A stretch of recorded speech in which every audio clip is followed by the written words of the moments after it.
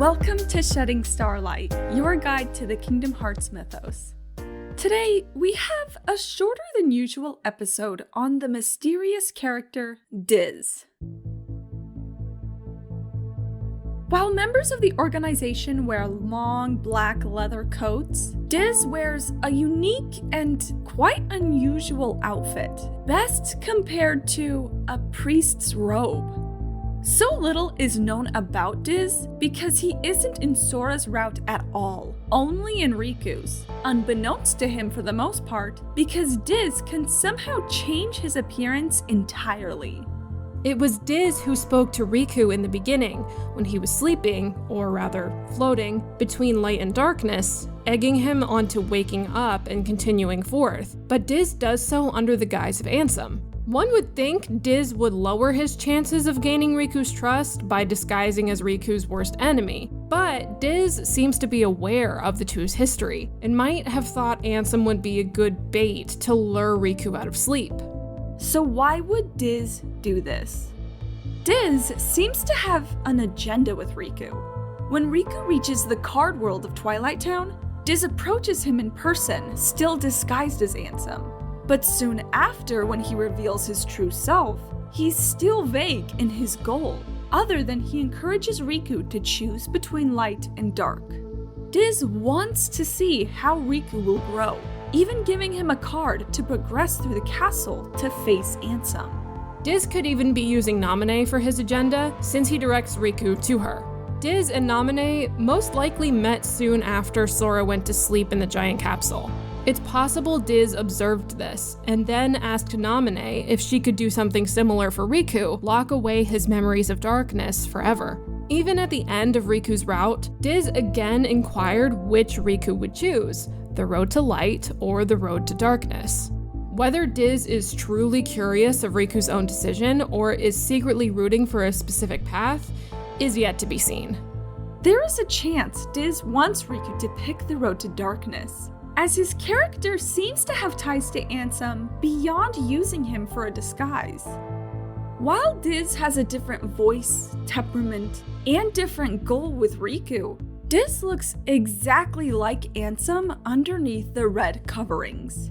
Even Mickey implies he can't help but feel he's met DiZ before. This could be a nod to the original Kingdom Hearts game, where Ansem writes in his reports that he's met Mickey. The two had a long, friendly discussion, so perhaps DiZ reminds Mickey of Ansem.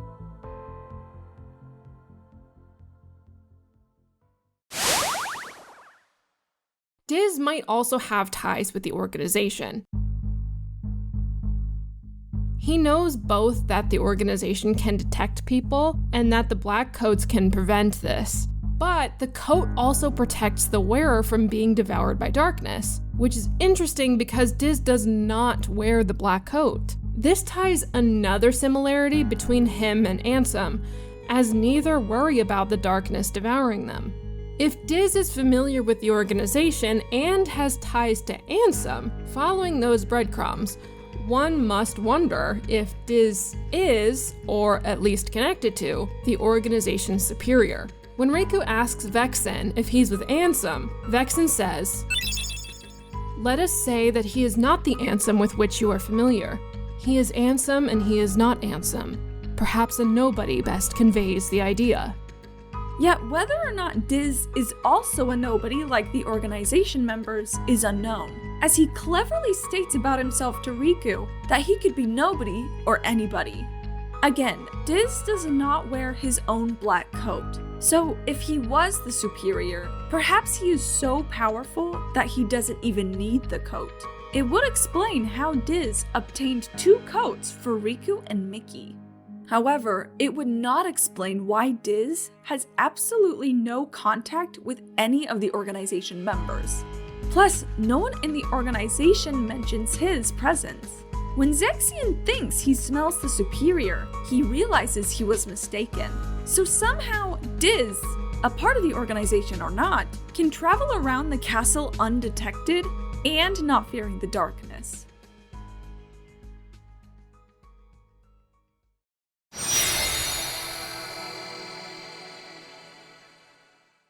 So, DiZ is someone who looks like Ansem and guides Riku, who has a history with Ansem. Like Ansem, DiZ doesn't fear darkness, nor fear being detected by the organization, whose leader is compared to Ansem. Mickey says DiZ is familiar, but might just be remembering Ansem himself. There is a spider web of connections between this new character DiZ and the villain of the previous game. Yet in the end, DiZ, for all intents and purposes, still remains a completely separate identity and arguably the most mysterious person in Chain of Memories.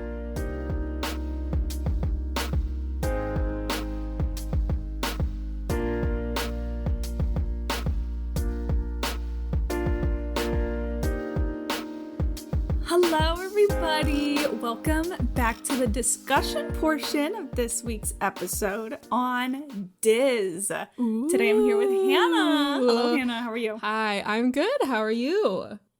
I'm hungry. I'm fucking hungry. So we better chop through this discussion section so Mel doesn't pass out. Well, okay. On the bright side, I don't, maybe we'll figure out more to talk about as we go along with our discussion points, but I wouldn't be surprised if this episode is shorter than our usual, our average or our mean or whatever. Yeah. DiZ is mysterious. It's not much to say. Yeah. You know? Yeah. So. I know it's one of those cases where it's like all we can do is really wonder and theorize, but there's just not that much information. Yeah, so it's gonna be short today. A lot of our questions that we got in email and YouTube were just kind of like, so what the fuck's going on with this guy? Yeah. And it's just kind of like, we don't know. We don't know what's going on with this guy. And really, the thing is, in case you're new and this is your first episode you're listening to, Hannah and I do know. We do know. Oh, yeah. But we don't talk about future games or future revelations. So by Chain of Memories, we don't know. So. Yeah. We're not stupid. Yeah, we're not stupid. Okay, well, I guess I'll just head on in with our first discussion point, yeah? Yeah.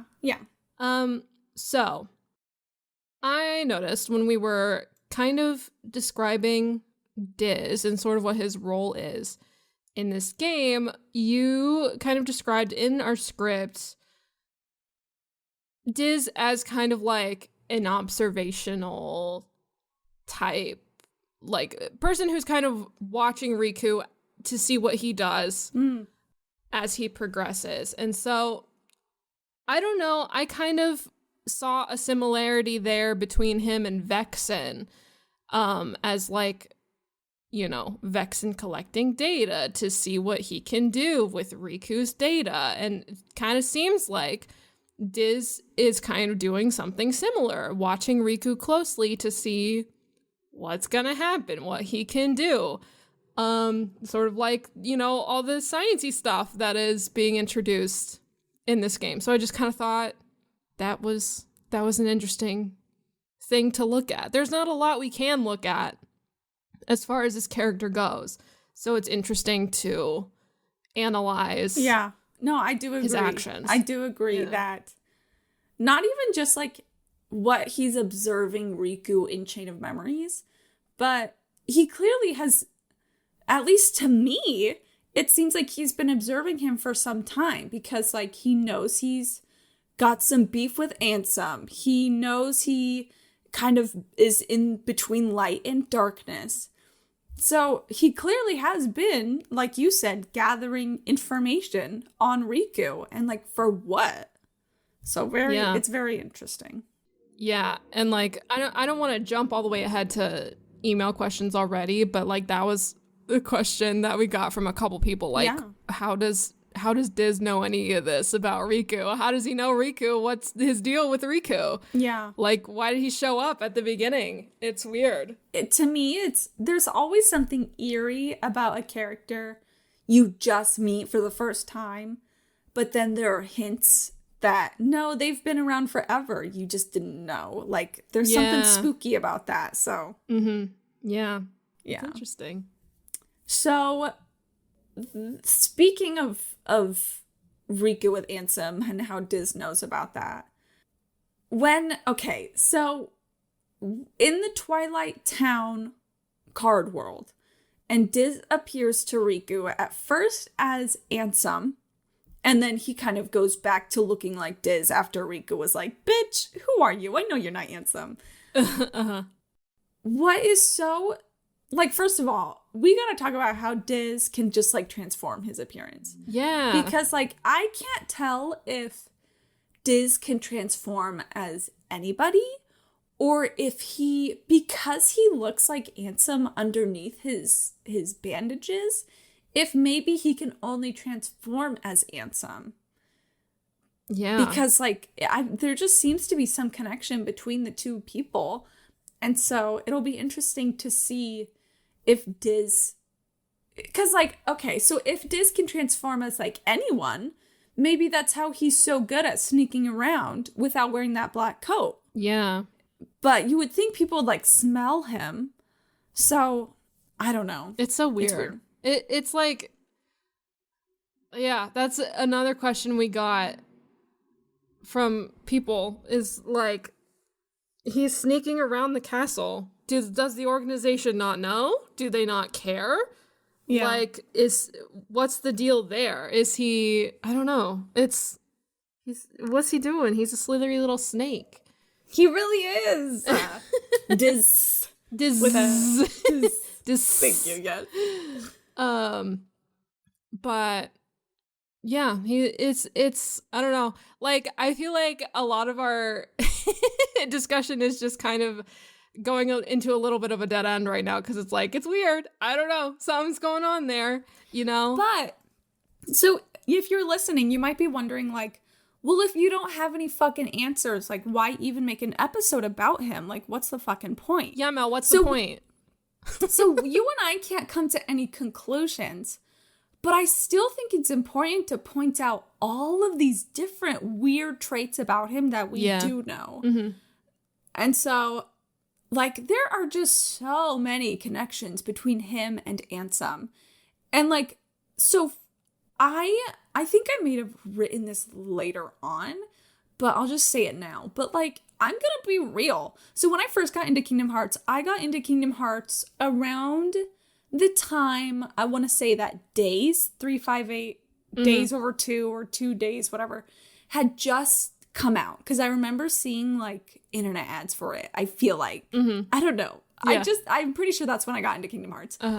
And so, by the time I had gotten into Kingdom Hearts, I played from the beginning. I played Kingdom Hearts 1, I played Chain of Memories, or I watched Chain of Memories on YouTube cutscenes in, like, 240p, really. Yes. But, maybe because YouTube used to be so low quality that I did not realize for a long time that Diz looks like Ansem.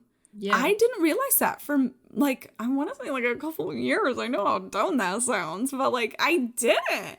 And so when I realized that, I was like, what the fuck? What the fuck? You know? Yeah. It's so weird. It's so weird. It's very so weird. I mean, like, so were you watching the original Game Boy cutscenes, or were you watching the remake cutscenes? I was watching the remake cutscenes. I can't remember if this is just okay, so Days on the DS has a few cutscenes here and there of, like, rendered cutscenes. They're just really, really compressed. And I can't remember if Chain of Memories has that as well. I don't think so. I think it would have been too much on Chain of Memories. Yeah. So I'm sure at one point in my life I watched a whole playthrough of it on YouTube. But I'm pretty sure I just watched the PS2 version on YouTube. I'm pretty sure. Gotcha. For the most part. Yeah, I mean, like, if you're younger, if you're in your early 20s or younger, then, like, you don't know the struggle we had to go through on YouTube in the mid-2000s. Yeah, you know damn well every fucking chapter was split into 3 parts, like fucking anime. Back when YouTube had, like, a 10-minute upload limit or whatever. and fucking it took 10 minutes to load a 1 minute video. Ugh.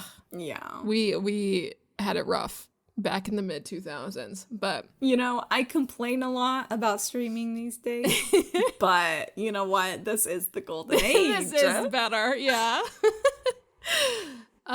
Okay, so I'll move on to my next thing. And reading through the script, I guess I diverged a tad to have a question about Nominee. In this script, I wanted a little bit of clarification regarding Riku and Nominee. And I guess I was just curious about Nominee, because they were talking about, you know, Riku choosing the darkness, Riku choosing the light, and like if Riku chooses to have his memories locked away via Nominee, they kind of act like that will just erase the darkness in him, right? Mm-hmm. Yeah. So what's the deal there? This is how I interpreted it, and maybe someone listening would have their own interpretation, but this is what I feel like Nominee is saying. So I think Nominee is saying that she can erase all of Riku's memories of Ansem being possessed, the Hollow Bastion scenes, him tossing away everything from Destiny Islands to choose darkness.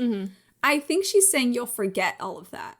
But to me, I always thought that was kind of like the wrong choice, or like the foolish choice, because I would think that when you forget all that, you also forget the lessons you've learned and the wisdom you've gained. Yeah. And so like I feel like, why wouldn't Riku just do all that shit again, because he doesn't know any better now? Yeah. So like Nominee says, like, by erasing your memories, I'll put a lock on your heart and Ansem won't be able to, like, come out from you.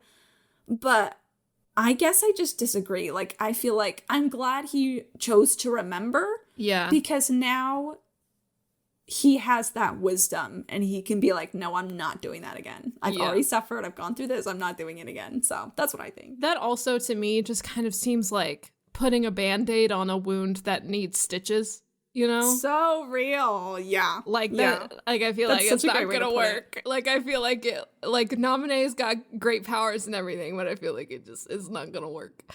Especially because Nominee tells Sora, like, she tells him, I don't erase memories. I just rearrange them. Yeah. And so there will always be a little crack for Ansem or the darkness to come back through Riku. So. Yeah. But anyway, a little side note about Nominee, but we'll come back to her in a little bit with an email question. But I'll move on to my next thing, which is, again, the connection between DiZ and the organization. And I just kind of wrote here my own observation is that through the vehicle of this game of Chain of Memories, I personally don't see like a connection of DiZ working with the organization because of, I don't know, just the way things go. I wrote down here, like, my only exception is maybe like Axel, because they both seem to have a weird personal agenda.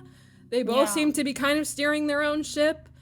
But I feel that if DiZ was working with either of the two teams, with regarding Riku or Sora, that there would be some communication there.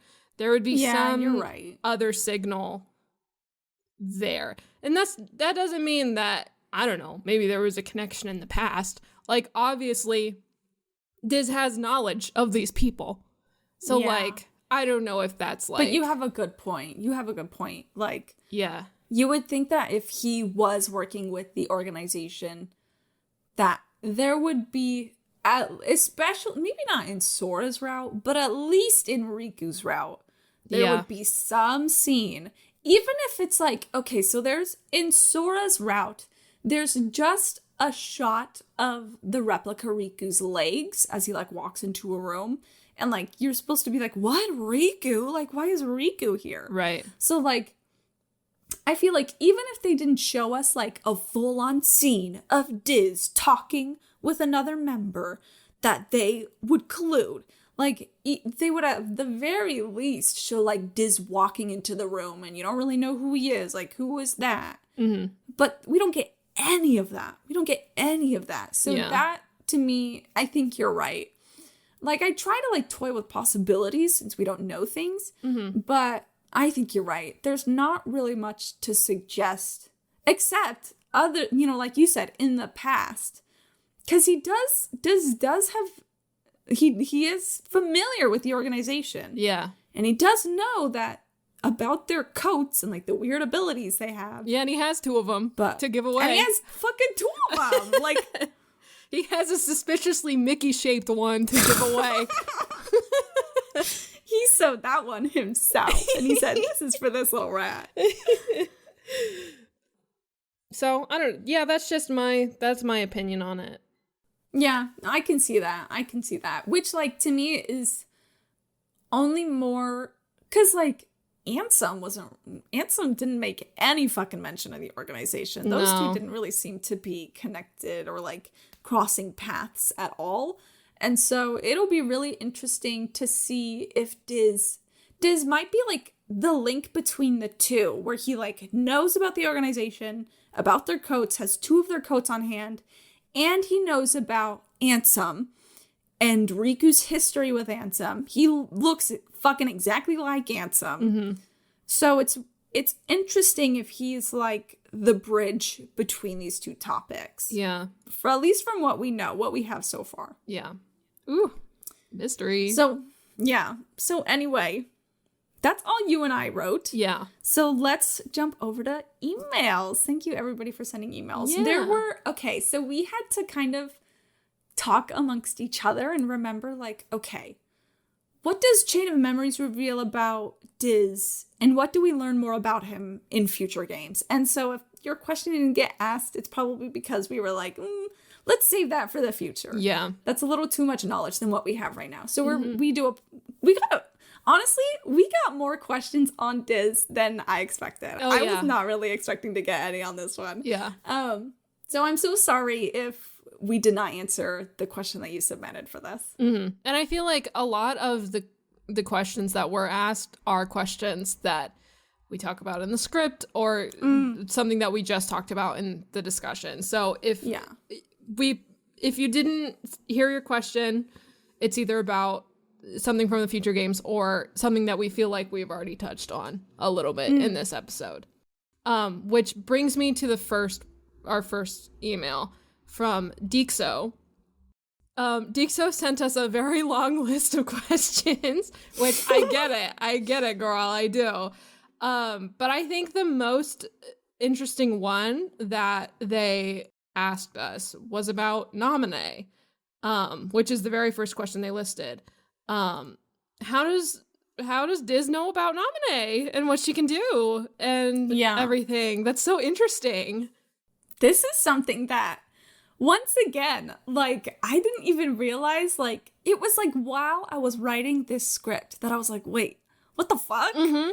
Because all throughout Sora's route, which is where Naminé is definitely active, she doesn't ever fucking mention Diz. And it's just like the organization all over again, where it's like, if they're connected, then like, when the fuck did they meet? When did they talk? Yeah. And so when writing this presentation, I feel like I came to the conclusion that there's only one opportunity Diz could have met Naminé. And that was very soon after Naminé put Sora to sleep. Because before that, Naminé was always surrounded by organization members. And so that's what I think. But if we're wrong, that would be so interesting. Yeah. Because it would be like, then when did they meet? Yeah. Yeah. That also, like, that could also, like, be a point towards, like, Diz working with the organization. Like, he would only know about Naminé because the organization has Naminé and is using her. So, like, I guess one could use that to argue Interesting. that he's working with them. Yeah. Or like, I don't know, maybe he's spying on them. Again, if he's a shapeshifter, as we as we have theorized, maybe. I don't know. Maybe that's another way that could have happened. But yeah, that's a good point. Yeah. I hadn't thought about either of those. Yeah. It's especially because like there's something about Diz and his getup that he looks so like he looks like a villain. Yeah. Like that's a villain fucking outfit. Yeah. And so I feel bad for Nominee if Nominee was just like got out of the frying pan and into the fire, like out of one clutches of one evil man into another. Like No.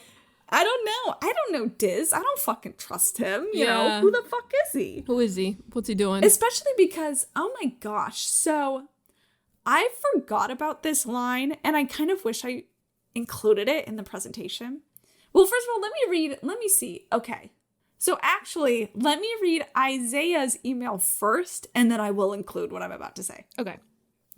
So Isaiah writes, in the beginning of Riku's journey, Diz introduces Riku to Kat. Oh, so for context, I believe it was Isaiah who said that they were playing Chain of Memories on the original Game Boy Advance. Yes. And they had not played the PS2 remake yet. Yes. So all of what Isaiah's about to say, that's just for context. So Isaiah was wondering, like, is any of this different? But I think overall, it's pretty the same. I'm pretty impressed with how the remake is pretty consistent with the original. Yeah.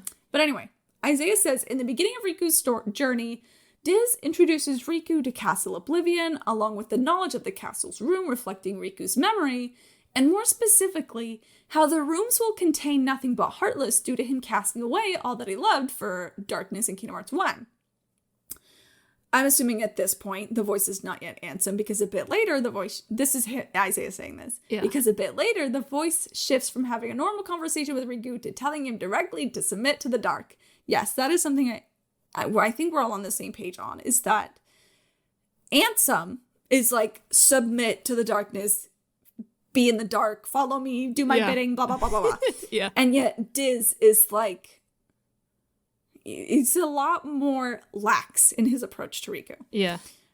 So Isaiah continues, if the voice that introduces Riku to the castle is Diz, my question is, how does Diz know so much about Riku in the first place? He even knew his name.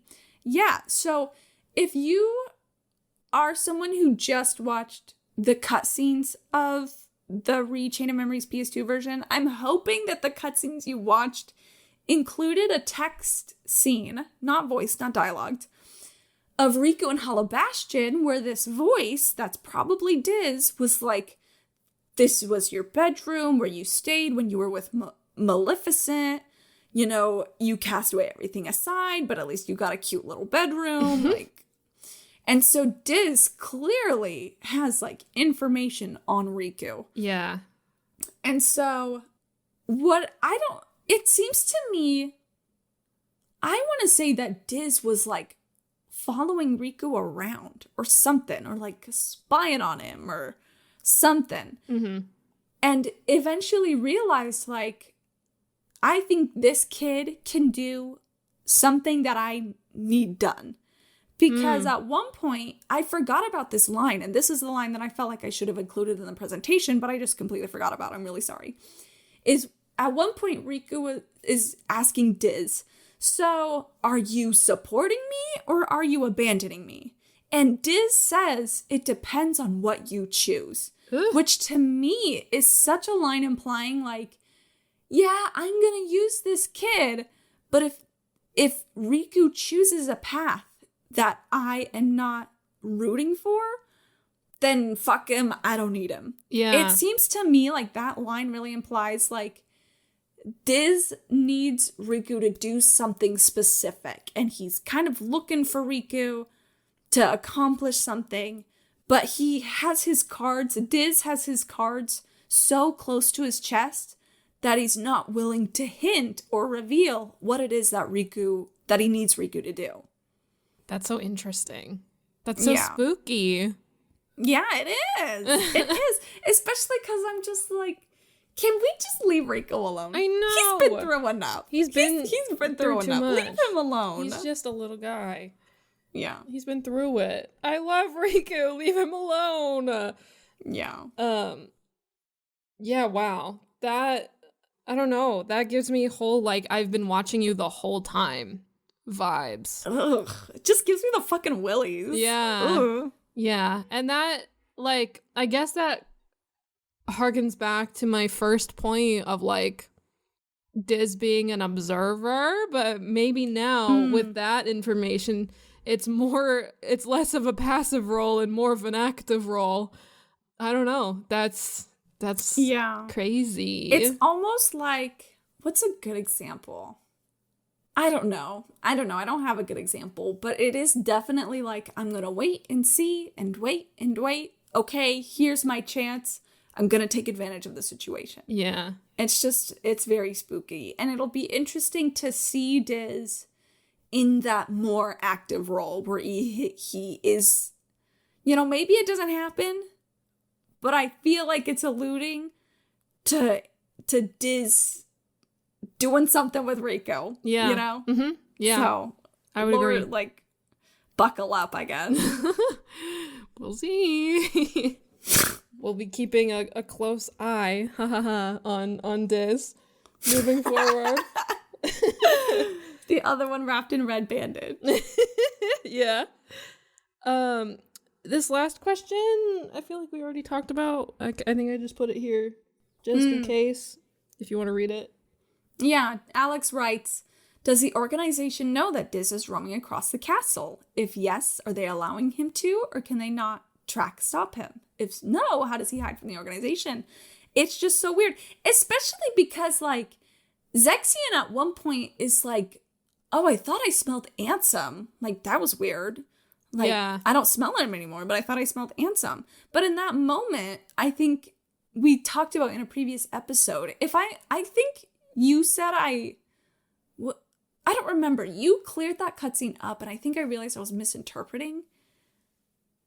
But I feel like from what I remember, the fake Maleficent smelled like Ansem. But maybe it's because you said they're just both steeped in darkness, and that's why they smell similar. That's what it was. Yeah. But it's weird that, whoever this fucking Diz is, he clearly doesn't smell like that. Maybe he doesn't smell at all. Yeah. But, yeah, it's weird. I don't know. Maybe his red priest robes are also special garments. Oh my god, when I was trying to describe what his stupid outfit looked like, I was like, how the fuck do I write this? He wears the weirdest outfit in the entire fucking series. He has, like, weird little pockets that I feel like you put decks of Pokemon cards in, or like your little Game Boy. I'm like, what even is this outfit? I mean, like, it's kind of sick as fuck. Like, I'm not gonna lie. Just like looking at, people who aren't caught up with the series, don't Google it, but just like looking at it on Google, like, yeah, I don't know. It's kind of weird. He's got like a weird cape window that's into his weird hollow looking chest. I tried describing that too, and I might have just like deleted that sentence because I was like, how do you describe that weird angular little window? Window. And it's like, it's so weird because like this to me almost feels inhuman. Like on his chest is this white grid kind of weird little angular design on his chest. It doesn't look like anything we've seen in the series so far. It almost looks like, okay, you know how when people try to emulate like Tron or like computer digital, like when people are in like Mega Man and they have like circuits that like pulse light through the circuits. Yeah. It almost looks like it should like be pulsing light. Yeah. Like that. Like it just reminds me of like computers, but like he's not a computer. He's not an android. Like as far as we know. As I guess. But like it's weird. Just like he just has the weirdest fucking design. But also, it's one of those designs that I think could be so comfy. Yeah. Sometimes I look at a character's outfit and I'm just like, I could sleep in that. I know I'd be so cozy in that. It's like steampunk wizard is like the vibe I would go with here. Such a good way to describe it. That's such a good way to describe it. This fucker is so goddamn weird, and I don't have anything else to say about him other than he's so goddamn weird. Also, he's got 2 fucking belts on his head to hold the weird red bandage. I don't know what the deal is. That's all he had. This is what happens when you don't have a wife to like give you fashion advice. Like, this fucker is so weird. Oh my god. Okay. Anyway, well, I think that's it for now. Yeah. So we just finished reading emails from people, and I think our next topic, oh my gosh, is it like our final topic episode of Chain of Memories? If you say so, maybe. Yeah, wow. Okay, so our next episode is, we might do like a summary episode or like a closing episode. But our next specific topic episode is going to be our last one on Chain of Memories. Yeah. And it's going to be about the other side of Sora's heart and Twilight Town. And why the fuck does it exist if we've never fucking been there before? Mm-hmm. So, but, we're also going to talk about, like, different scenes there. So, like, how Sora fought Vex in there and how the replica fought Riku there and died there. So, and, like, how the card of Twilight Town appeared to Mickey, like, so we're going to be talking about all that, but also specifically about Sora and his heart and what's going on there. So you have any questions about anything revolving around Twilight Town, you let us know, you hit us up, and we're going to talk about it, okay? And you can do that by emailing us at sheddingstarlight@gmail.com. No funky letters, no spaces or underscores or nothing. Nope. I guess it wouldn't have spaces. And it'll be in the description, as it always is. And it'll be in the description. And then, depending on how you're listening to us, if you're listening to us on Apple Podcasts or Spotify, be sure to rate us, keep us in your pocket, bookmark us. I don't really know how these platforms work because I listen to things on YouTube like an insane freak. But guess what? We're also on YouTube, so you can listen to us there. Yeah. Like our videos, subscribe to our channel. Because I saw that we had 700 subscribers, which I'm really excited about. But I want to hit that big 1K. Me too. I want to hit that big 1K. And guess what? The best way you can share us is by word of mouth. So if you have a friend who you want to show them Kingdom Hearts, but you don't want them to be spoiled because there's spoilers galore on the internet and you want to guide them like the wonderful friend that you are, you can trust us, you can send them our way, and we will take care of them and not spoil them. And hopefully they will be happy with us until we get to our next game. But right now we're only on Chain of Memories. Sorry. Is there anything I'm forgetting, Hannah?